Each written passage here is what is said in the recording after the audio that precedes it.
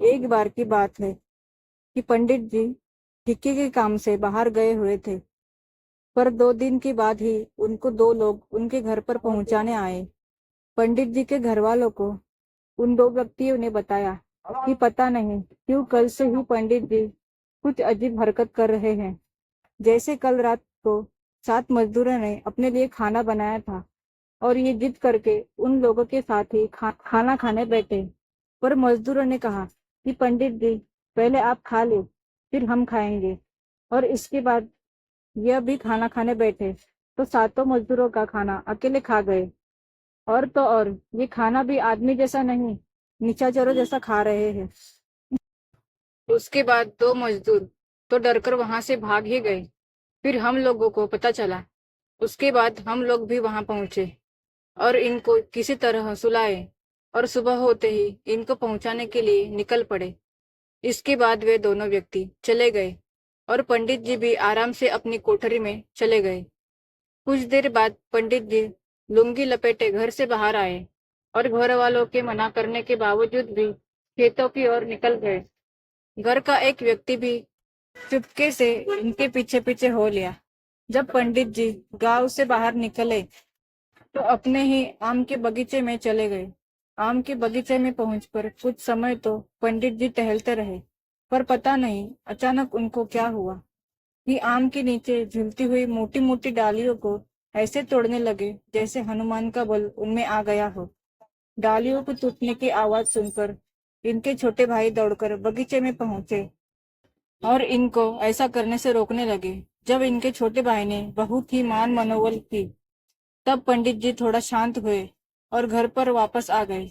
इस घटना के बाद तो पंडित जी के घर पूरे परिवार के साथ ही साथ इनका पूरा गांव भी संशय में जीने लगा। एक दिन फिर क्या हुआ कि पंडित जी अपनी ही कोठरी में बैठकर अपने बच्चे को पढ़ा रहे थे और इनकी पत्नी वहीं बैठकर रामायण पढ़ रही थी।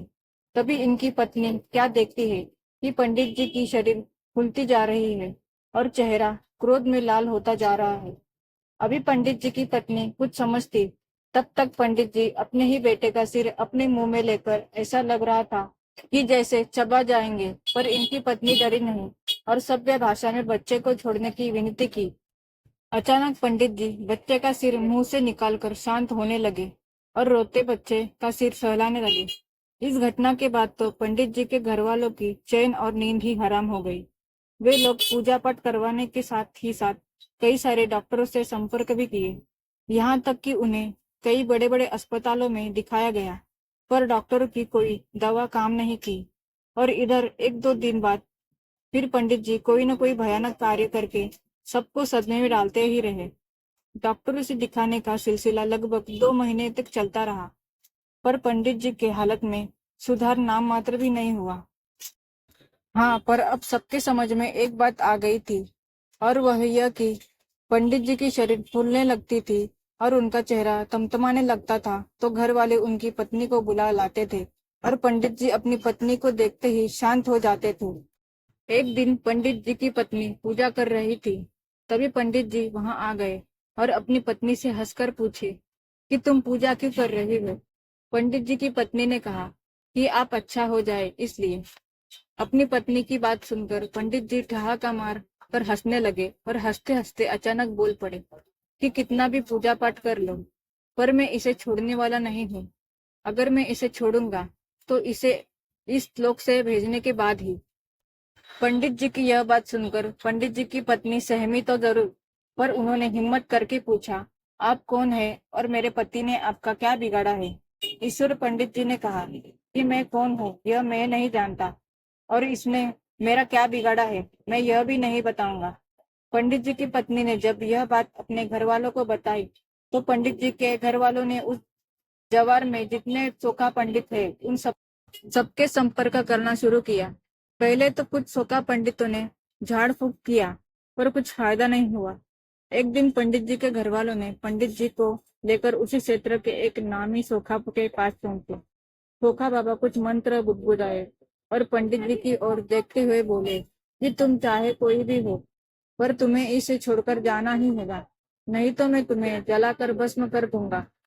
जब सोखा बाबा ने भस्म करने की बात कही तो पंडित जी का चेहरा तमतमा उठा और वे वही उस सोखा को कपड़े की तरह पटक पटक कर लगे मारने। सोखा की सारी शेखी रफू चक्कर हो गई थी और वह गिड़गिड़ाने लगा था। फिर पंडित जी की पत्नी ने बीच बचाव किया और सोखा की जान बची। पंडित जी द्वारा सोखा के पिटाई की खबर आग की तरह पूरे जवार क्या कई जिलों में फैल गई। अब तो कोई सोखा या पंडित उस पंडित जी से मिलना तो दूर, उसका नाम सुनकर ही कांपने लगता था। इसी दौरान पंडित जी को लेकर एक देवी माँ के स्थान पर पहुंचा गया। पर देवी माँ जिस महिला के ऊपर वास करती थी, उस महिला ने साफ मना कर दिया कि वे ऐसे दुष्ट और असभ्य व्यक्ति के मुंह भी लगना नहीं चाहती। पंडित जी उस स्थान पर पहुंचकर मुस्कुरा रहे थे और अपनी पत्नी से बोले कि जो देवी मेरे सामने आने से घबरा रही है, वो मुझे क्या भगाएगी। देवी माँ ने पंडित जी के घर वालों से कहा कि यह कौन है, यह भी पहचानना मुश्किल है। आप लोग इसे लेकर बड़े बड़े तीर्थ स्थानों पर जाइए, हो सकता है कि यह इस पंडित जी को छोड़ दे। के बाद पंडित जी के घर वाले पंडित जी को लेकर बहुत सारे तीर्थ स्थानों जैसे मैहर, विंध्याचल, काशी, भावे, कुछ नामी मजार आदि पर गए, पर कुछ भी फायदा नहीं हुआ। यहाँ तक कि अब पंडित जी अपने घर वालों के साथ इन तीर्थों पर आसानी से जाते रहे और घूमते रहे। अधिकतर तीर्थ स्थान घुमाने के बाद भी जब वह प्रेत पंडित जी को नहीं छोड़ा, तो पंडित जी के घर वाले घर पर ही प्रतिदिन विधिवत पूजा पाठ कराने लगे। पंडित जी की पत्नी प्रतिदिन उपवास रखकर दुर्गा सप्तशती का पाठ करने लगी। एक दिन पंडित जी अपने घर वालों को अपने पास बुलाए और बोले कि आप सभी लोग खेतों में जाकर कम से कम एक एक पीपल का पेड़ लगा दीजिए। पंडित जी की पत्नी बोल पड़ी कि अगर आपकी यही इच्छा है तो एक एक क्या, हम लोग 11-11 पीपल का पेड़ लगाएंगे। इसके बाद पंडित जी के घर वाले पंडित जी को साथ लेकर उसी दिन खेतों में गए और इधर उधर से खोज खाज कर एक एक पीपल का पेड़ लगाए और पंडित जी से बोले कि हम लोग बराबर पीपल का पेड़ लगाते रहेंगे। इस घटना के बाद पंडित जी थोड़ा शांत रहने लगे थे। अब वे अपने घर का छोटा मोटा काम भी करने लगे थे।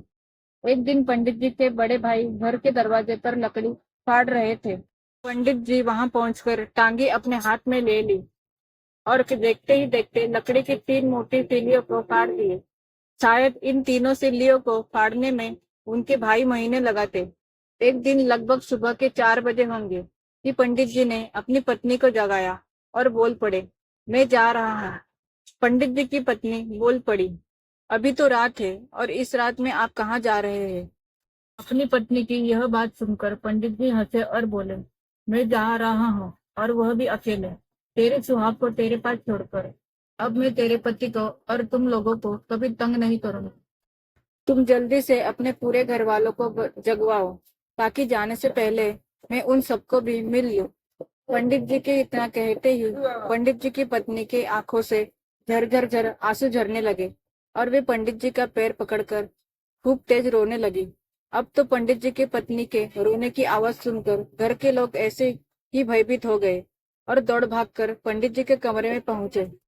अरे यह क्या, पंडित जी के कमरे का माहौल तो एकदम अच्छा था, क्योंकि पंडित जी तो मुस्कुराए जा रहे थे। घर वालों ने पंडित की पत्नी को चुप कराया और रोने का कारण पूछा।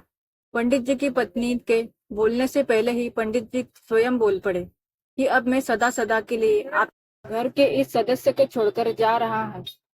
अब आप लोगों को कष्ट देने कभी नहीं आऊंगा। पंडित जी के इतना कहते ही पंडित जी की पत्नी बोल पड़ी, आप जो भी हो मेरी गलतियों को क्षमा करेंगे। क्या मैं जान सकती हूँ कि आप कौन है और मेरे पति को क्यों पकड़ रखे थे। इतना सुनते ही पंडित जी बहुत जोर से हंसे और बोले, मैं ब्रह्म प्रेत हूँ, मेरा कोई भी कुछ नहीं बिगाड़ सकता। और तेरे पति ने उसी पीपल के पेड़ को कटवा दिया था जिस पर मैं हजारों वर्षों से रहता था। इसने मेरा घर ही उजाड़ दिया था, इसलिए मैंने भी इसको बर्बाद करने की ठान ली थी। पर तुम लोगों की अच्छाई ने मुझे ऐसा करने से रोक लिया। इस घटना के बाद से वे ब्रह्म प्रेत महाराज जी उस पंडित जी को छोड़कर सदा सदा के लिए जा चुके थे। आज पंडित जी एवं उनका परिवार एकदम खुशहाल और सुख समृद्ध है।